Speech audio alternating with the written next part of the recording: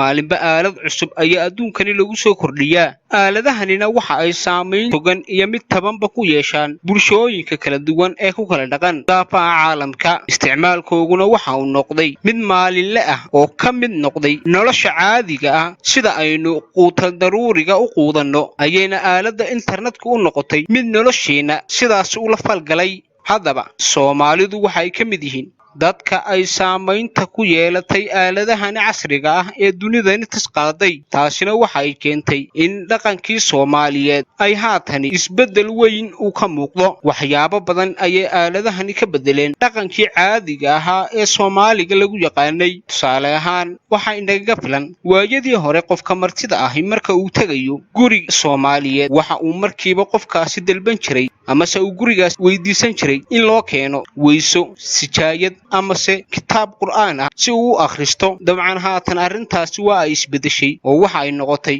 in qofka martida ah ee guri Soomaaliyeed uu hooyanayay uu markiiba guriga weydiinayo khad internet ah gurigani ma leeyahay waayo qofkaasi waxa wataa mobil laabsalaaxa oo aanu had iyo goor badhigin isticmaalkiisa xataa qofkaasi waxa laga yaabaa Soomaaliga ahi marka uu dabka ka sii dhacayo aad moodayso in naftaba laga sii qaadayo sida uu chargerka u doondoonayo aaladda internetka ay kuma koobna dadka safarka ah ee guryaha tagaya balse waxay saamayn kala ku sii yeelatay dhinacii bulshada Soomaaliyeed dadku marka ay isugu yimaadaan fagaaraha ama samaqaayadaha goobaha lagu wada sheekaysto Soomaalidii hore waa ay iswaayo wareysan jireen oo waxa ay ka wada doodi jireen xaaladaha markaasiba taagan ama gabayo murti iyo madadaalo ay isdhaafsan jireen haatanse waxay noqotay 10 qof oo meel wada fadhiday ay kala joogto oo mid kasta ayba uu ku fororo teleefankiisa gacanta taasina waxa la oran karaa aaladaha internetka adduunka ayaa saamayn ku yeeshay dhaqankii Soomaaliyeed xataa waxa jira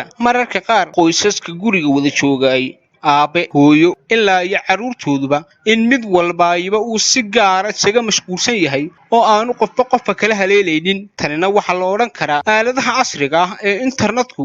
saameyntoodu waxa ay gaadhay xataa qoysaskii meel ku wada noolaa ee ahaan lahaa kuwo mar walba farxadda wada qaybsada wada sheekaysta isla mar ahaantaasina hal goob ku wada caweeya taasina waxay noqotay mid meesha ka baxday dhaqankii Soomaaliyeedna waxa uu noqday mid haatan uu sii bedelayo guud ahaanba aaladahan internetka guri walba maqaayad walba hotel walba ama goob walba oo la tago waxa ku xidhan aalad internet ah qof kasta oo Soomaali ahina waxa wataa mobil laabsalaaxa ama laptop si kastaba ha ahaatee aaladani internetka ahi waxa ay noqotay mid noloshii Soomaaliga qayb lixaad ku yeelatay saameynteeduna ay wada gaadhay qof